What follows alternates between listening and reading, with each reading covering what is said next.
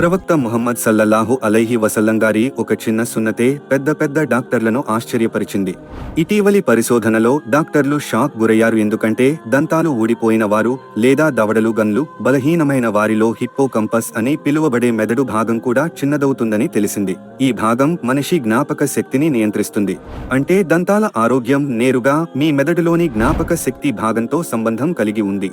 అందుకే వయసు మీద పడిన వారిలో మరుపు బారిన వ్యాధి ఎక్కువగా కనిపిస్తుంది. ఒక పంటి కోల్పోవడం అంటే మీ హిప్పోకాంపస్ వయసు 1 సంవత్సరం తగ్గడం అన్నమాట. రోజుకు 2 సార్లు పళ్ళు తోముకునే వారిలో ఈ వ్యాధి వచ్చే ప్రమాదం 50% తగ్గుతుంది.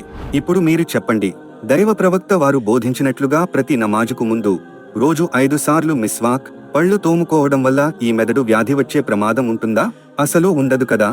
ఈ మిస్వాక్ యొక్క ప్రాముఖ్యత గురించి దైవ ప్రవక్త ఇలా తెలియజేశారు: నా అనుచర సమాజానికి భారం అవుతుందనే భయం గనక లేకపోతే నేను ప్రతి నమాజ్కు ముందు మిస్వాక్ చేయడం తప్పనిసరి చేసేవాణ్ణి. సహీ అల్ బుఖారీ 887.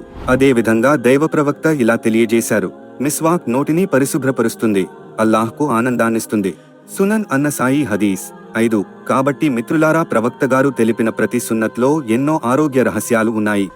ప్రతి నమాజుకు ముందు మిస్వాక్ చేయడం ధార్మిక చర్యతో పాటు అది మీ మెదడును ఆరోగ్యాన్ని రక్షించే దైవ జ్ఞానం. సుభానల్లా.